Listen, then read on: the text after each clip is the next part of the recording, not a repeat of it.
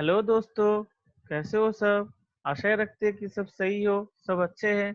Stay home and stay safe. Welcome to my YouTube channel. My name is Abhijit Chakraborty and I am your biology educator. तो आइए आज शुरू करते हैं। Class 11 की एक टॉपिक है जिसका नाम है द लिविंग वर्ल्ड। उसके ऊपर थोड़ा हम लोग चर्चा करते हैं कि उसमें पढ़ाई क्या होता है, और उसमें नीट के हिसाब से एनसीईआरटी का कौन सा चीजें क्वेश्चन में आता है, पूछता है। इस चैप्टर का पहले ही बता देते, 2015 से 2019 तक एक ही करके क्वेश्चन आता है। वेटेज इस चैप्टर का एक ही क्वेश्चन का रहता है। एंड 2016 में एक बार ही ऐसा हुआ है कि जब इस चैप्टर से आपका 3 क्वेश्चन आया है। ठीक है, लगभग जहां से मैं पढ़ाऊंगा वहीं से ही क्वेश्चन आएगा। तो फॉलो करते रहिए एंड सब्सक्राइब जरूर कर लेना मेरे चैनल को। My name is Abhijit Chakraborty, remember this thing. तो फिर चलिए शुरू करते हैं। देखिए, पहले यहाँ पर जो पूछा गया है कि अगर आपको बोले कि लिविंग वर्ल्ड जब भी आप लोग पढ़ने जा रहे हो तो आपको एक बात पता होना चाहिए कि what is life and the living organism. किसको हम लाइफ बोलेंगे?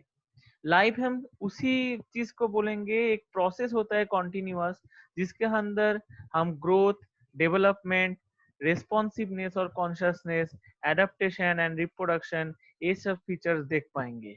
ये सब फीचर्स एक्सप्रेस हो पाएगा जिसके अंदर, उसी को हम लाइफ बोलेंगे। देन लिविंग ऑर्गेनिज्म क्या होता है? लिविंग ऑर्गेनिज्म मतलब किसको बोला जाता है? जिसके अंदर ये सब कैरेक्टर्स देख सकते हो तो लिविंग ऑर्गेनिज्म है ही। लेकिन जो यहाँ पर इस कैरेक्टर को यूटिलाइज करके सेल्फ रेप्लिकेट कर सकता है, इवॉल्व हो सकता है, एनवायरमेंट चेंज होने के साथ साथ खुद को भी उस चेंजिंग एनवायरमेंट अडेप्ट करा सकता है, उसको हम लिविंग ऑर्गेनिज्म बोलेंगे। जो सेल्फ रेगुलेट कर सकता है खुद को। कैसे सेल्फ रेगुलेट करेगा? एक्सटर्नल स्टिमुली के हिसाब से जब रेस्पॉन्ड करेगा उस हिसाब से अगर वो रेगुलेट करेगा तो। जैसे टेम्परेचर बढ़ गया बाहर का, अंदर का बॉडी टेम्परेचर कूल रखना है, तो क्या करेगा? तो वो स्वेटिंग करके अपना बॉडी टेम्परेचर को लाइट करा लेगा, हल्के में ले लेगा, ठंडा करा लेगा। जब बाहर का टेम्परेचर इसमें चला गया, आपका ठंड में चला गया, तो अंदर का टेम्परेचर को गर्म रखना है, तो शिवरिंग करके बॉडी को गर्म रखेगा। ठीक है, जब हम विंटर एंड समर में ये दोनों चीज अच्छे से देख पाते हैं, तो इसी के कारण ये हम बोले थे। नेक्स्ट,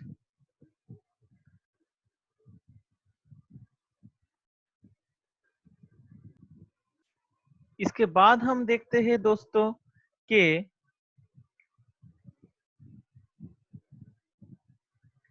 हम लोग जो अभी तक तुम लोगों को बोला कि मैं जो तुम लोगों को बोला कि जो लिविंग ऑर्गेनिज्म एंड लाइफ क्या होता है, तो उसके अंदर कुछ कैरेक्टरिस्टिक फीचर्स बोले थे। तो देखो, अकॉर्डिंग टू वो कैरेक्टरिस्टिक फीचर्स क्या क्या था? ग्रोथ था। उसके बाद शायद मैं रिप्रोडक्शन बोलना मुझे बेहतर रहेगा, बाद में आप लोग समझ पाएंगे क्यों मैं रिप्रोडक्शन ग्रोथ के बाद बोला। उसके बाद cellular organisation, then adaptation, then metabolism and then responsiveness and last जो है थार्मोरेगुलेशन। ये कुछ फीचर्स है जो आपका प्रॉपरली जो लिविंग ऑर्गेनिज्म के अंदर दिखा जाता है। लेकिन ये लिविंग ऑर्गेनिज्म के साथ साथ और एक ऑर्गेनिज्म भी आता है जिसको हम बोल सकते हैं कि non living organism. Non living organism, अरे नॉन लिविंग ऑर्गेनिज्म होता क्या है? मतलब लिविंग मतलब जिसके अंदर ये सब प्रोडक्टिविटी दिखेगा, और नॉन लिविंग मतलब जिसके अंदर ये सब प्रोडक्टिविटी नहीं दिखेगा, उसको हम नॉन लिविंग बोलते हैं। तो जो कैरेक्टर दोनों लिविंग एंड नॉन लिविंग दोनों के अंदर दिखाई देगा उसको हम बोलेंगे is a non defining characters, NDC, non defining characters. And जो कैरेक्टर सिर्फ और सिर्फ लिविंग ऑर्गेनिज्म में ही दिखाई देगा उसको बोला जाएगा डिफाइनिंग कैरेक्टर्स। तो according to this structure of different types of characteristics, हम बोल सकते हैं ग्रोथ जो होता है, ग्रोथ क्या होता है? इंक्रीज इन ग्रोथ जो होता है, इंक्रीज इन नंबर और मास ऑफ अ सेल। ठीक है, किसी का अगर इंक्रीज हो रहा है, बढ़ रहा है उसका नंबर या मास के हिसाब से, तब उसको ग्रोथ बोलेंगे। ग्रोथ तुम्हारा डिटर्मिनेंट इंडिटर्मिनेंट होता है, इंट्रिंसिक एक्सट्रिंसिक होता है, उसके बाद में हम उसके लिए हम बाद में पढ़ेंगे। लेकिन रिप्रोडक्शन क्या होता है? जब एक तुम्हारा पेरेंटल सेल जैसे कि यहाँ पर मेंशन किया गया है, एक पेरेंट, मैं इसको थोड़ा रफ कर देता हूँ। जब यहाँ पर एक पेरेंटल सेल वो डिवाइड होकर बाइनरी फिशन प्रोसेस में जा रहा है, और उसके बाद यहाँ पर तुम्हारा दोनों चीज एक साथ हो रहा है, karyokinesis as well as cytokinesis. Karyokinesis means the division of cytoplasm and the division of nucleus, and cytokinesis means, sorry पहले गलत हो गया था। कैरियोकाइनेसिस मींस होता है the division of nucleus, and cytokinesis means होता है द डिवीजन ऑफ साइटोप्लाज्म। जो कैरियन वर्ड रहता है वो एक्चुअली लैटिन लैंग्वेज होता है, ये थोड़ा याद रखना। इसके बाद देखो यहाँ पर साइमल्टेनियसली डिवाइड होता है cytoplasm as well as nucleus. Cytoplasm यहाँ पर डिवाइड हो रहा है, न्यूक्लियस यहाँ पर डिवाइड हो रहा है, और अल्टीमेटली दो ऑफस्प्रिंग प्रोड्यूस कर रहा है। ठीक है, तो यहाँ पर पेरेंटल सेल मर नहीं जा रहा है, यहाँ पर पेरेंटल सेल का लाइफ स्पेन खत्म नहीं हो रहा है। लाइफ स्पेन के बारे में हम लोग बाद में पढ़ेंगे। लाइफ स्पेन एक टाइम पीरियड होता है, सिर्फ बर्थ से लेकर डेथ तक। यहाँ पर पेरेंटल सेल कन्वर्ट हो जा रहा है ऑफस्प्रिंग सेल में। ठीक है, तो उसके अकॉर्डिंग एक ग्रोथ बन गया। तो अगर यूनिसेलुलर ऑर्गेनिज्म में देखा जाए तो यहाँ पर cell division as well as cell differentiation दोनों ही एक साथ चलता रहता है। तो डिवीजन सपोर्ट करता है रिप्रोडक्शन को, एंड डिफरेंशिएशन सपोर्ट करते हैं ग्रोथ और मैच्योरिटी को। तो यहाँ पर जब स्पेशलाइज एक फंक्शन दिया गया तब इसको हम ग्रोथ बोलेंगे। और जब एक से बढ़कर दो बन गया, एक से डिवाइड होकर दो ऑफस्प्रिंग बन गया, सेल जेनरेट हो गया, तब इसको रिप्रोडक्शन बोल देंगे। तो यूनिसेलुलर ऑर्गेनिज्म को हम, माने यूनिसेलुलर ऑर्गेनिज्म के अंदर हम ग्रोथ एंड रिप्रोडक्शन दोनों को ही एक साथ देख सकते हैं। उसके बाद होता है सेलुलर ऑर्गेनाइजेशन। तो सेलुलर ऑर्गेनाइजेशन के बारे में हम आते पहले यहाँ पर थोड़ा देख लेते कि क्या बोला गया है। थोड़ा स्लाइड भी आप लोग देख लीजिए, जो जो इंपॉर्टेंट पॉइंट्स रहेगा वो आप लोग नोट डाउन कर लीजिएगा, और चैनल को जरूर सब्सक्राइब कर देना, ज्यादा से ज्यादा फ्रेंड्स के अंदर शेयर करना, लाइक करना एंड सब्सक्राइब करना। नेक्स्ट देखो, ये बोला गया है कि जो ग्रोथ का जो कैरेक्टरिस्टिक फीचर्स है वो क्या है, जैसे twin character, increase in mass as well as number, and both union multicellular organism में ग्रोथ शो होता है एज अ सेल डिवीजन के तौर पर, जो मैंने बोला था अभी कुछ देर पहले। एंड ग्रोथ इंडिटर्मिनेंट होता है फॉर प्लांट, मतलब मरने के पहले दिन तक व मरने के पहले समय तक प्लांट का ग्रोथ हो सकता है। एंड डिटर्मिनेंट होता है जो क्या डिफाइन करता है कि एक टाइम तक ग्रोथ होगा, उसके बाद जितना भी वो बढ़ेगा लेकिन उसका कुछ ग्रोथ नहीं होगा, उसका सिर्फ एज बढ़ेगा। इंट्रिंसिक ग्रोथ मतलब जब लिविंग ऑर्गेनिज्म की ग्रोथ होता है उसमें मेटाबॉलिक फैक्टर डिपेंडेंसी रहता है। मेटाबॉलिक फैक्टर जैसे कि रेस्पिरेशन, फोटोसिंथेसिस, जैसे प्लांट के लिए बोला, या फिर एनिमल के लिए बोलेंगे जब रेस्पिरेशन या फिर अदर डाइजेशन, एक्सक्रीशन, ये सब जब रिस्पॉन्सिबल रहते हैं, वो हमारी ग्रोथ को सिग्निफाई करता है, डिफाइन करता है। एक्सट्रिंसिक मतलब जो सिर्फ बाहर से दिखाई देगा, जो नॉन लिविंग कैरेक्टर होगा। एंड इरिवर्सिबल मतलब ग्रोथ अगर किसी का हो गया तो फिर से वो पुराना वाला कंडीशन में नहीं आ पाएगा, वो बढ़ेगा ही बढ़ेगा। एंड ये तो इसकी इसके कारण वो परमानेंट होता है। एंड विट्रो कल्चर मीन्स हम लोगों का दो टाइप का कल्चर होता है। एक होता है तुम्हारा नीच में लिख देते हैं यहाँ पर, एक होता है इन विवो कल्चर,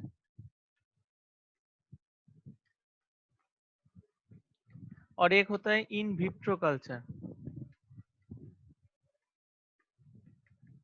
जो इन विवो कल्चर होता है वो क्या होता है, जैसे क्रॉप फील्ड में कुछ प्रोडक्शन करना है, तो वहां पर कुछ अगर क्रॉप यील्डिंग होगा, वो बढ़ेगा, उसका ग्रोथ होगा, तो वहां पर हम लोग कोई मैन मेड आर्टिफिशियली कुछ सिंथेटिक मीडियम वगैरह यूज नहीं किया, सिर्फ नॉर्मली एक जगह पर एक एरिया पर जाकर वो जैसे एग्रीकल्चरल क्रॉप यील्डिंग होता है, बस वो उसको मतलब उस सीडलिंग्स को डाल दिए वहां पर, उसका भी ग्रोथ होने लगा। और जो यहाँ पर होता है कि इन विट्रो कल्चर में जो ग्लास कल्चर बोला जाता है, तो ग्लास कल्चर मींस जो एकेडमी जो एक लेबोरेटरी मीडियम में होता है, ठीक है, जो एक आर्टिफिशियल कल्चर रूम में होता है, ठीक है, मैन मेड होता है, ठीक है। तो ये वाला अच्छे से याद रखना आप लोग। नेक्स्ट हम जल्दी जल्दी करते हैं, क्योंकि पहला हम दफा ये सिर्फ लिविंग ऑर्गेनिज्म का जितना जितना कैरेक्टरिस्टिक हो सकते हैं बस उसका डिफाइन करके वीडियो अंत कर देंगे। उसके बाद नया वीडियो आने वाला है कुछ ही दिन के बाद। अभी उसके बाद देखो क्या बोला गया है कि cellular organization, arrangement of cell.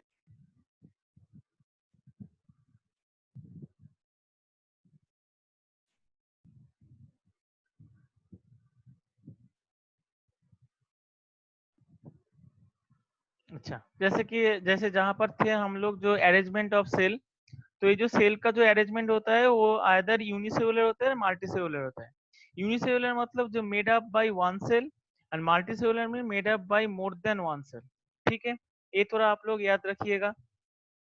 Next पूछा गया है कि ए वाला क्या है, made up by one cell जैसे एग्जांपल एमीबा, ए वाला मोर देन वन सेल जैसे हाइड्रा। उसके बाद क्या बोला गया,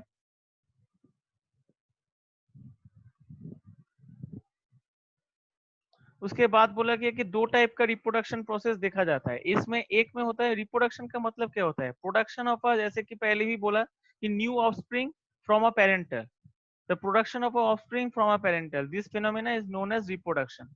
तो अभी रिप्रोडक्शन दो टाइप का होता है, without gametic fusion, with gametic fusion.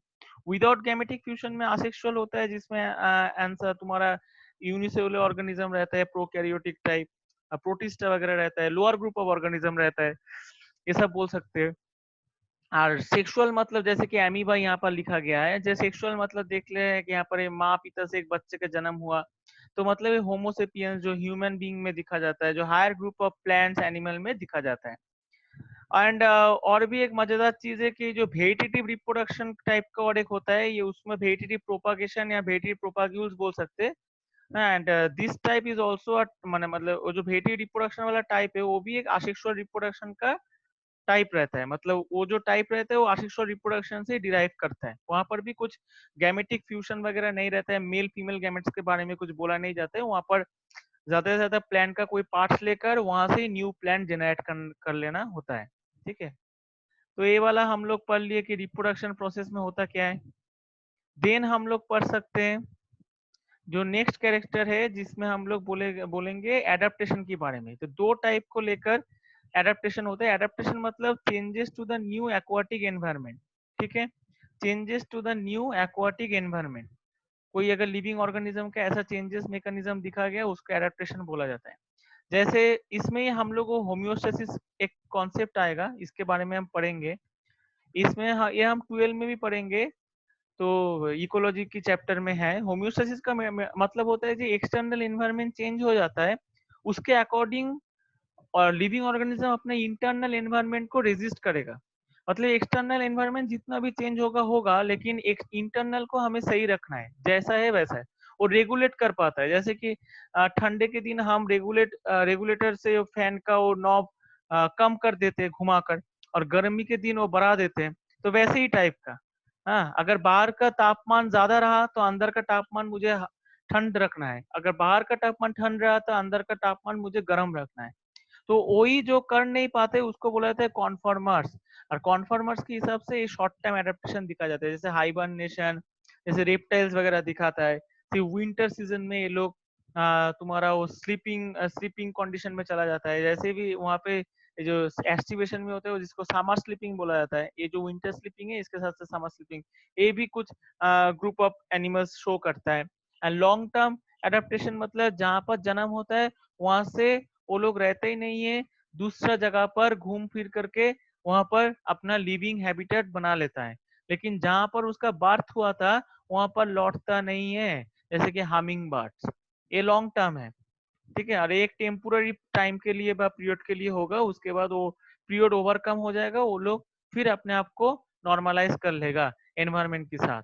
And इस टाइम पर ये लोग मेटाबॉलिकली इनएक्टिव रहते हैं, लेकिन बॉडी में इतना एनर्जी स्टोर करके नींद में चले जाते हैं कि उन लोग का कुछ तकलीफ नहीं होता है, और खाना ये लोग पहले से स्टार्व करके रखते हैं, तो उसमें कुछ दिक्कत नहीं है। देन हम लोग आते हैं मेटाबॉलिज्म के अंदर। मेटाबॉलिज्म दो टाइप का होता है, जो sum total reaction of biological, और ऐसे भी लिख सकते हैं कि sum total of biological reaction in our body. In our मतलब लिविंग ऑर्गेनिज्म के बॉडी के बारे में बोला गया है। तो ये दो टाइप का होता है, एक होता है कैटाबोलिज्म, जिसका नाम से ही पता चल जा रहा है, कट डाउन और ब्रेक डाउन, मतलब तोड़ना। किसको तोड़ना, एक इमारत को तोड़ना। इमारत कौन है, जो एक कॉम्प्लेक्स मॉलिक्यूल है, जो एक फूड है, जैसे कि ग्लूकोज वगैरह एक इमारत की तरह बिल्डिंग ब्लॉक है एनर्जी का, इसको तोड़कर हमें एनर्जी मिल सकते हैं, जैसे रेस्पिरेशन में होता है, इसी को ऑक्सीडाइज करके हमें एनर्जी मिलता है। तो वही वाला प्रोसेस को बोला गया है कैटाबोलिज्म। और उसका ठीक रिवर्स प्रोसेस है एनाबोलिज्म, जब वो कॉम्प्लेक्स मॉलिक्यूल मिलकर जुड़कर एक, मतलब जब वो सिंपल मॉलिक्यूल जुड़कर एक कॉम्प्लेक्स मॉलिक्यूल प्रोडक्शन कर देगा, जो हेवी मॉलिक्यूल हम बोल सकते हैं उसको, हेवी मॉलिक्यूल प्रोडक्शन कर देगा तब उसको एनाबोलिज्म बोला जाएगा, जैसे कि फोटोसिंथेसिस। और वही हेवी मॉलिक्यूल टूट कर अगर कॉम्प्लेक्स मॉलिक्यूल में, सॉरी, छोटा छोटा करके सिंपलर मॉलिक्यूल्स में कन्वर्ट हो गया एंड एनर्जी रिलीज कर दिया बॉडी के अंदर स्टोर की बदले में, तब उसको हम बोलेंगे कैटाबोलिज्म। तो क्लियर है बच्चे लोग सब ये वाला कॉन्सेप्ट? इसके बाद हम आते यहाँ पर, अभी खत्म होने ही वाला है हम लोगों का ये टॉपिक। इसके बाद हम आते हैं रेस्पॉन्सिवनेस और कॉन्शियसनेस। ये रेस्पॉन्सिवनेस एंड कॉन्शियसनेस होता क्या है, जैसे कि एक्सटर्नल स्टिमुलस, कोई अगर बाहर से आया, टच किया एक पेड़ को, जैसे कि माइमोसा प्यूडिका, तो अपना पत्ते को वो फोल्ड कर लेता है। तो इस किस कारण से होता है? ये बाहर का स्टिमुलस एजेंट के कारण से हो रहा है। जैसे इंसेक्टिवोरस प्लांट जो रहता है, जैसे कि सैंडड्यू, वेनस ट्रैप जिसको निपेंथिस बोला जाता है, इसके अंदर अगर कुछ इंसेक्ट वगैरह आ गए, उससे न्यूट्रिएंट्स ले लेता है और उसके बाद वो इंसेक्ट का बॉडी को वो मतलब बाहर फेंक देता है, क्योंकि न्यूट्रिएंट्स लेने के बाद वो इंसेक्ट का बॉडी उसका कुछ काम में नहीं लग रहा है। तो बस इसको बाहर फेंक दिया, यहाँ पर टच करने से वो फोल्ड हो गया। तो ये सब क्या रिस्पॉन्स कर रहा है? एक्सटर्नल स्टिमुलस एजेंट को रिस्पॉन्स कर रहा है, जिसके अकॉर्डिंग लिविंग ऑर्गेनिज्म अपना शेप चेंज कर रहा है, लिविंग ऑर्गेनिज्म अपने एक्टिविटी चेंज कर रहा है। बस यही कॉन्शियसनेस और रिस्पॉन्सिवनेस एक खास कैरेक्टर होता है तो आपका लिविंग ऑर्गेनिज्म के लिए, उसके डिफाइंड टाइप्स ऑफ रिस्पॉन्सिवनेस इसलिए दिखा गया। तो अगर क्वेश्चन में आएगा, हम दिखाएंगे नीट का क्वेश्चन कि एक ऐसा डिफाइनिंग कैरेक्टर्स का एग्जाम्पल दो या डिफाइनिंग कैरेक्टर्स का नाम बताओ जो सिर्फ और सिर्फ लिविंग ऑर्गेनिज्म में दिखा जाता है। तो आंसर क्या होगा? Response to the external stimuli. और एक्सटर्नल क्यों होता है? बाहर से वो एजेंट आता है, कभी भी अंदर वो प्रोडक्शन नहीं होता है एजेंट का। Then thermo regulation. रेगुलेशन मतलब अभी पढ़े थे होम्योस्टेसिस में, कुछ रेगुलेट करना, कुछ कंट्रोल करना। और थार्मो मतलब बायो में जब भी थार्मो वर्ड आएगा, ये किससे मतलब ये जुड़ जाता है, मतलब किसको डिफाइन करता है? टेम्परेचर को और हीट को। ठीक है, तो हीट और टेम्परेचर का अगर जो रेगुलेशन होगा तो उसको ही हम थार्मो रेगुलेशन बोलेंगे। तो ये दोनों टाइप का होता है। अगर नॉर्मल बॉडी टेम्परेचर से ये बढ़ गया, इसको हीट स्ट्रोक बोलेंगे, जैसे HSP करके इसका लिखा जाता है। ये बहुत सारा नाम होता है इसका, जैसे कि HSP 70, HSP 60, ये सब क्या करता है? ये सब बॉडी का डिफाइंड टाइप्स ऑफ जो मैकेनिज्म प्रोसेस रहता है, रेस्पिरेशन, ट्रांसक्रिप्शन, ट्रांसलेशन, उसमें हेल्प करता है। ठीक है, इसको हीट शॉक प्रोटीन बोला जाता है। एंड हाइपरथर्मिया मतलब क्या होता है? जो डिक्रीज हो गया नॉर्मल बॉडी टेम्परेचर से, तो उसको हम बोलेंगे हाइपोथर्मिया, सॉरी, उसको हम बोलेंगे हाइपोथर्मिया। और हीट स्ट्रोक को हम बोल सकते हैं और एक वर्ड यूज करके, हाइपरथर्मिया, जो नॉर्मल बॉडी टेम्परेचर से बढ़ गया, हाइपरथर्मिया। ओके, तो ऐसा ऐसा करके ये होता है। इसके बाद हम देखेंगे, क्लियर है बच्चे लोग सभी? अगर ये वीडियो अच्छा लगा, एक लाइक भी कर देना, थम्स अप कर देना, तो समझ पाऊंगा कि आप लोगों को ये वीडियो अच्छा लगा, आप लोग समझ पाए। नेक्स्ट देखिए, जो दो नीट का क्वेश्चन बोला था, जैसे कि दो क्वेश्चन है यहाँ पर, बोला कि which of the following is a defining characteristic features of living organism. तो क्या होगा? ग्रोथ तो लिविंग नॉन लिविंग दोनों में दिखा जाता है, एबिलिटी टू मेक साउंड कहीं भी मेंशन नहीं किया गया, रिप्रोडक्शन भी दोनों में दिखा जाता है, सिर्फ रेस्पॉन्स टू एक्सटर्नल स्टिमुली जैसे बोला था पढ़ाई के टाइम पे कि ये सिर्फ और सिर्फ लिविंग के अंदर दिखा जाता है। तो इसका आंसर क्या हो जाएगा? डी। और एक क्या क्वेश्चन है, all the living organism are link to one another. एक लिविंग ऑर्गेनिज्म से और एक लिविंग ऑर्गेनिज्म एक दूसरे के साथ अटैच रहता है, because they have common genetic material of the same type. Unicellular multicellular सबके अंदर जेनेटिक मटेरियल सेम नहीं रहते। जैसे हम लोगों के अंदर जेनेटिक मटेरियल डीएनए है, लेकिन कोरोना वायरस के अंदर जेनेटिक मटेरियल आरएनए है। जैसे बैक्टीरिया के अंदर डीएनए भी रहता है, आरएनए भी रहता है। तो डिपेंड करता है फ्रॉम स्पीसीज टू स्पीसीज, तो ये ऑप्शन सही नहीं है। नेक्स्ट बोला है, they share common genetic material but to varying degrees. They common माने सभी ऑर्गेनिज्म जो रहते हैं लिविंग, वो कॉमन जेनेटिक मटेरियल शेयर कर सकता है, लेकिन it only depends on varying degrees. वो सिचुएशन के ऊपर बेस करके अपना जेनेटिक मटेरियल चेंज भी कर सकता है। हाँ, upon upon based on defined kind of situation they can change also. हाँ, तो एक के अंदर अगर आरएनए रहेगा, क्योंकि उसका सिचुएशन उसको बोल रहा है आरएनए जेनेटिक मटेरियल करने के लिए, तो दूसरे के अंदर डीएनए रहेगा क्योंकि उसका सिचुएशन सपोर्ट कर रहा है डीएनए को एज अ जेनेटिक मटेरियल बनाने के लिए। एंड देन बोला है कि all have common cellular organization, unicellular and multicellular सबका सेम होता है cellular organization, unicellular made up by one cell, but multicellular made up by more than one cell. ठीक है, तो फिर ए भी ऑप्शन गलत हो गया। लास्ट बोला है ऑल ऑफ दी अबव, तो दो गलत हो गया तो पूरा तो सही नहीं हो पाएगा, तो एक ए भी क्रॉस हो जाएगा, तो सही आंसर कौन सा होगा, बी होगा। तो ठीक है बच्चे लोग, आज यहाँ से यहाँ तक ही पढ़े। इसके बाद वाला क्लास में हम लोग देखेंगे इस चैप्टर का जो रिमेनिंग पार्ट है, जैसे biodiversity, taxonomy and the taxonomic aids, कैसे टैक्सोनॉमी में क्या क्या किया गया, लीनियस का क्या रोल है टैक्सोनॉमी में, ये सब वगैरह देखेंगे। तो आप लोग अच्छे से पढ़ाई करो, अच्छे से मार्क्स ले आओ नीट के अंदर, जब भी नीट हो, एंड अच्छे से बोर्ड पे भी कोशिश करना कि बोर्ड पे भी मार्क्स अच्छा आए। अकॉर्डिंग टू एनसीईआरटी मेरा ये पूरा पीपीटी प्रिपेयर किया गया है, उस अकॉर्डिंग मैं आप लोगों को ये एक्सप्लेन किया हूँ। इसके बाद भी जब भी मैं वीडियो अपलोड करूंगा, उस अकॉर्डिंगली एनसीईआरटी को मद्देनजर रखते हुए मैं एक्सप्लेन करता रहूंगा, पीपीटी भी तैयार करके आप लोगों को प्रेजेंटेशन के तौर में देता रहूंगा। तो चलो, गुड बाय स्टूडेंट्स, सेफ रहो एंड स्टे एट होम।